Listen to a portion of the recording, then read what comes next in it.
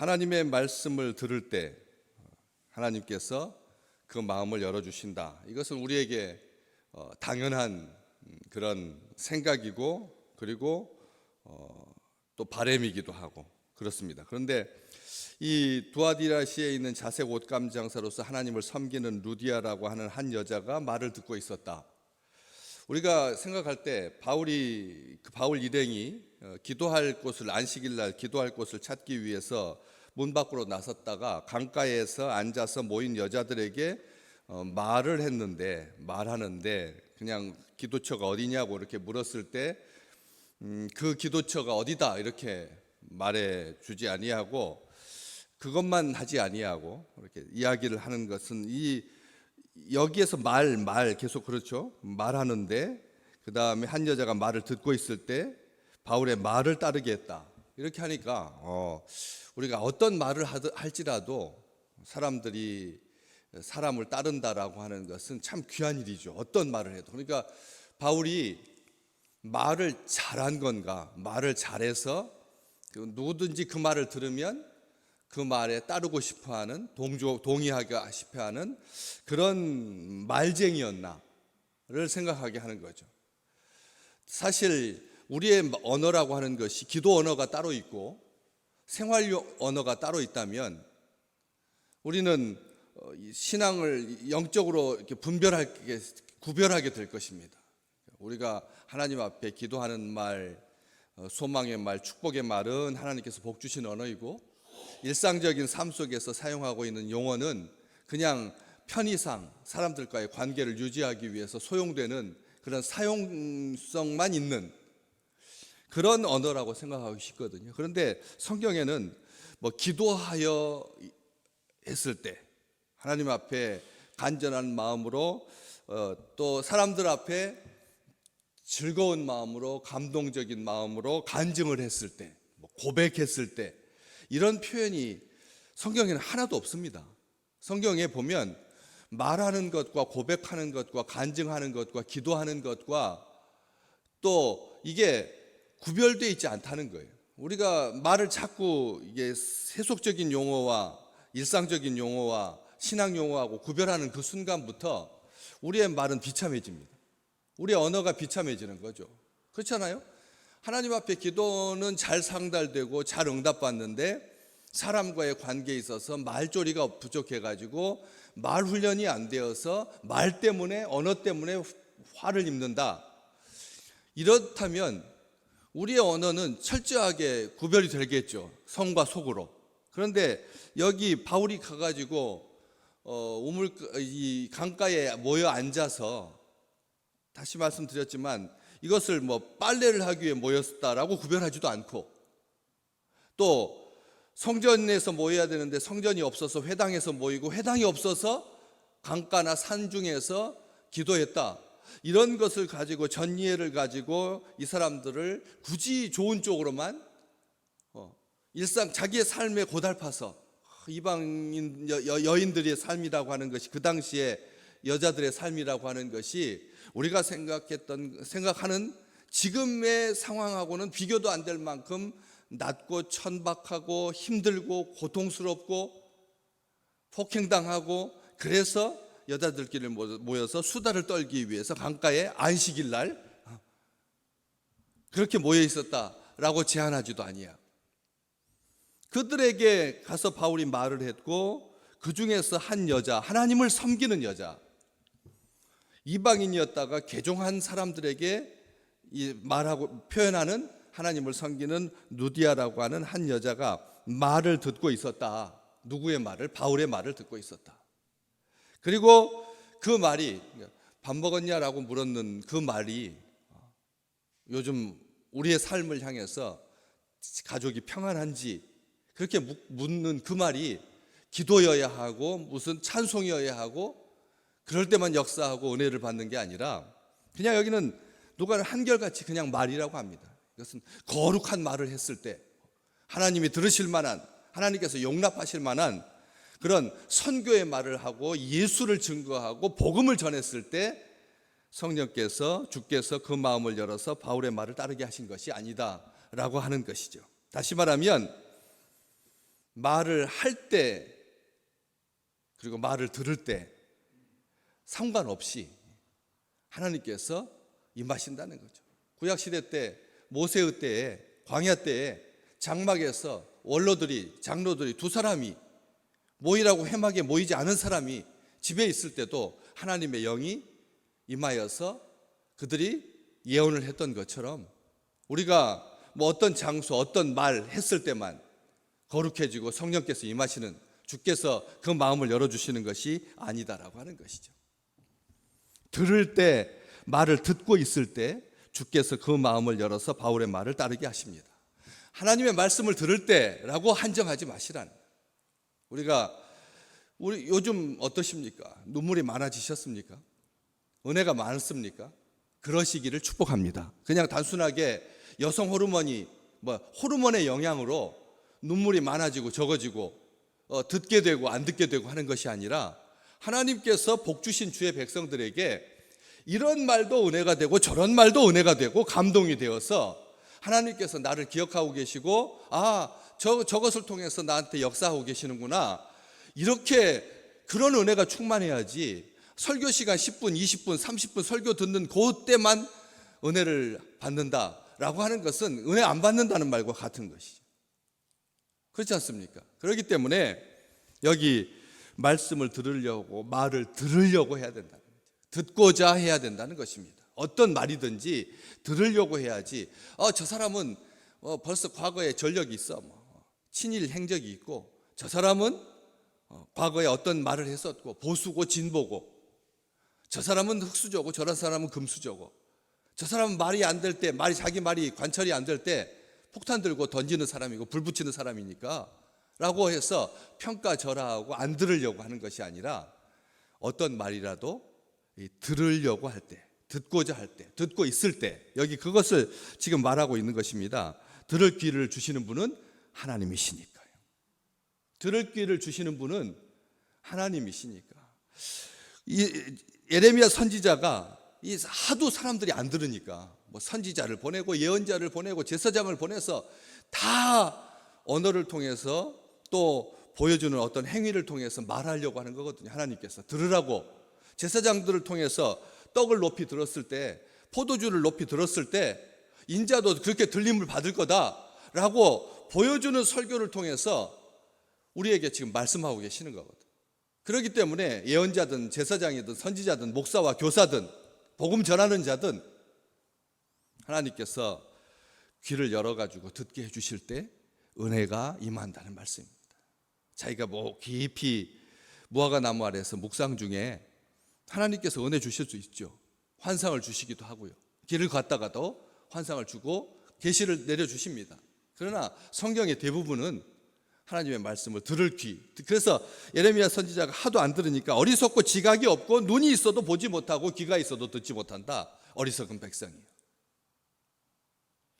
어리석어지면 지각이 없게 되고, 지각이 없고 눈이 있어도 보지 못하고 귀가 있어도 듣지 못하는 백성이 된다는 거죠. 안타까워했습니다. 예레미야 선지자는 그것을 우리 주의 백성들이, 하나님의 사람들이 이 듣는다라고 하는 것에 있어서는 특별히 특화되어야 되는데, 왜냐하면 내 백성이여 들으라 쉐마, 하나님께서 말씀하시잖아요. 다른 어떤 기능보다도 잘 듣는 귀가 소중한 거거든요. 그래서 주께서 잘 들었을 때 주께서 마음을 열어주신다는 거죠. 오늘 말씀 그렇게 되어 있습니다. 다른 거 아무것도 없습니다. 잘 들을 때 마음이 열린다라고 하는 것이죠. 디모데후서 4장 3절에 마지막 때가 되면 사람들이 바른 교훈을 받지 않는다. 마지막 때의 증거가 뭐냐면 바른 교훈을 받지 아니하고 자기 귀가 가려워서, 귀가 가리워서가 아니라 자기 귀가 가려져서. 여러분, 조그만 것만 가려져도 안 들립니다. 이상해집니다. 한번 꽉 누르지 않아도 살짝만 앞에 뭐가 이렇게 있어도 전혀 다른 소리가 되거든요. 전혀 다른 소리가 됩니다. 마치 동굴에 있는 것처럼 희미해지고 그리고 이상해집니다. 느낌이 달라집니다. 그렇기 때문에 이 귀가 가렵다라고 하는 것은 못 듣는다는 말입니다. 귀가 뚫려 있습니다. 뚫려 있는데 막혔다는 말이 아닙니다. 귀가 가려워서 뭐 한다고요? 자기 사욕을 따를 스승을 많이 둔다고. 자기 귀가 가려워서 자기 귀를 긁어줄, 자기 기분을 좋게 할 그런 스승은 많이 두고 또 그 귀를 진리에서 돌이켜 허탄한 이야기를 따르게 될 거다. 마지막 시대에 이 듣는 것과 관련하여서 주님께서 2번이나 강조하신 거예요. 바울이 디모데에게 이 편지를 써서 우리로 하여금 마지막 때가 이를수록 사람들이 귀가 가려워서 자기 사욕을 쫓을 스승을 많이 두고 귀가 진리에서 돌이켜서 허탄한 이야기를 따르게 될 거다. 요즘 우리 이 세대가 주목하고 있는 소리들이 어떤 소리냐는 거죠. 하도 가짜 소리가 많아가지고 온 세상이 얼마나 가짜 소리가 많아요. 이해창 대통령 후보가 왜 떨어졌느냐? 왜 떨어졌느냐? 그 당시에 바르고 그리고 민족의 비전을 제시할 수 있는 그런 사람이었는데 왜 떨어졌느냐? 다들 분석합니다. 가짜 뉴스가 작동했다. 러시아가 트럼프 대통령 뒤에서 대통령이 되도록 뉴스를 조작한다. 힐러리 후보에 대해서 네거티브 소식을 전파해가지고 사람들로 하여금 마음을 순간적으로 쏠리게 해서 그 한두 표 차이가 모이면 대통령이 되기도 하고 떨어지기도 하는.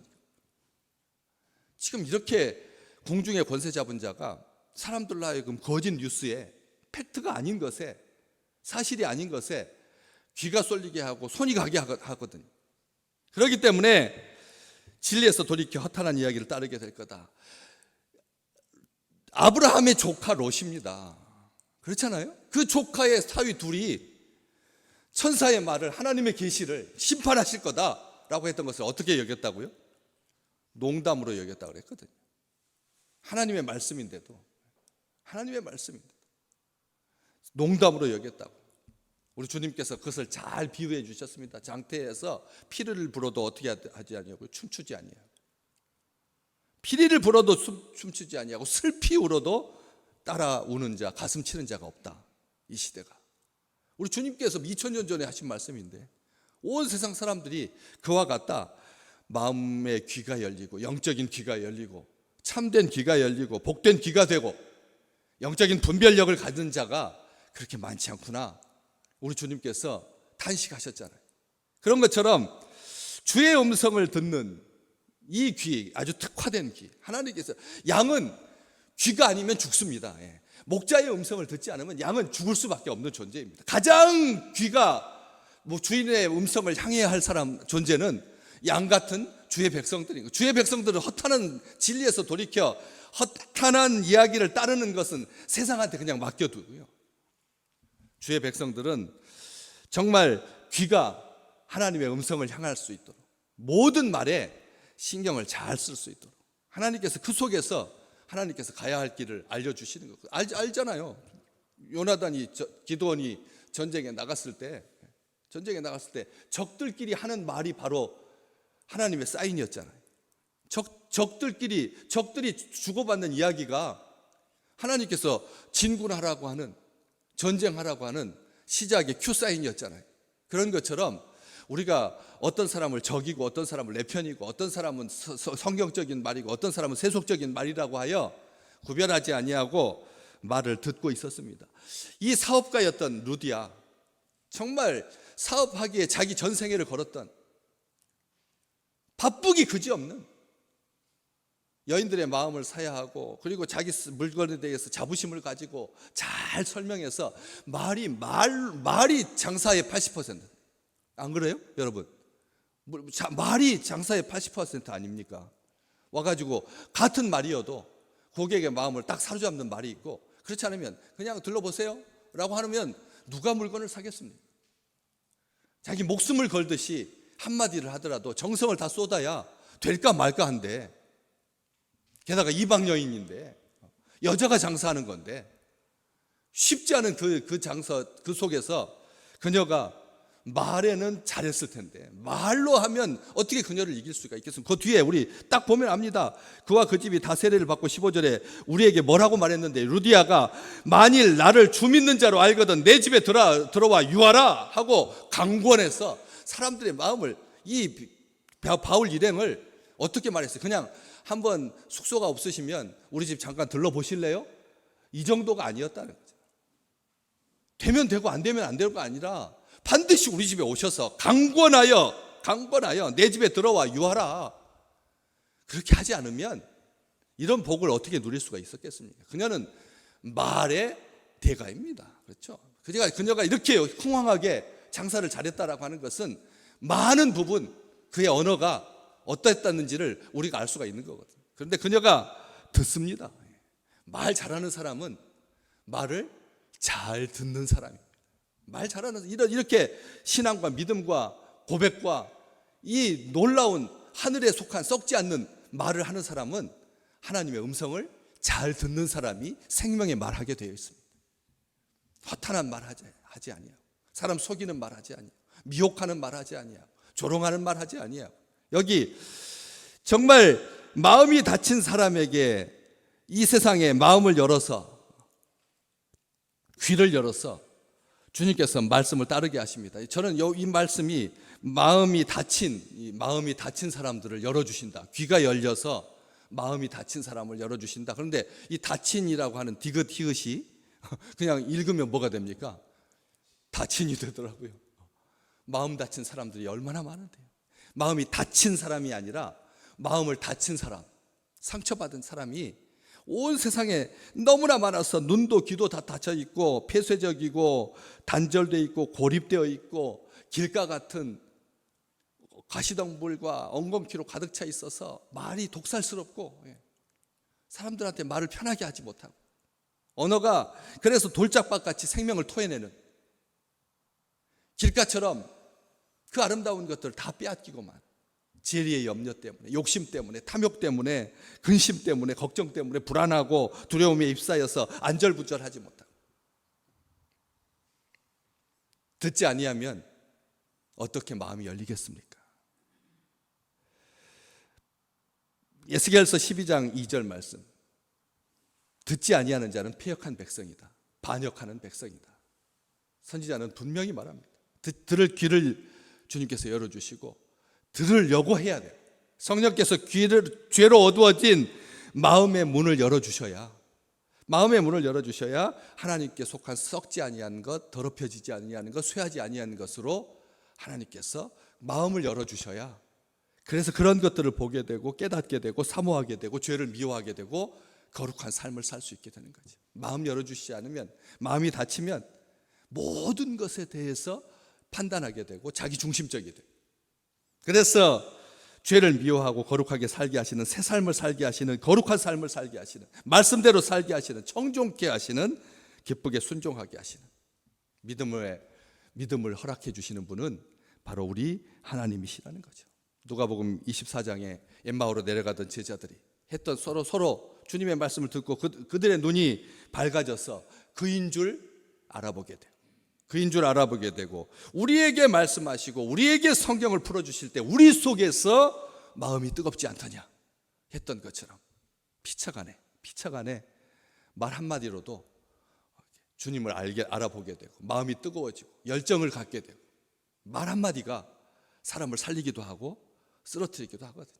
그래서 오늘 우리가 대하는 이 세계에서 어떤 말이든지 기도의 말이 향기롭고 보배롭다는 것을 알지만 일상적인 언어에서도 하나님께서 입술에 파수꾼을 세우셔서 귀를 열시게 하시고 마음을 열게 하시고 마음을 뚫고 들어가서 그 중에 십자가의 복음이 새겨지는, 우리를 의롭게 하시는 하나님의 은총이 가득한 귀한 날 되시기를 주의 이름으로 축복합니다.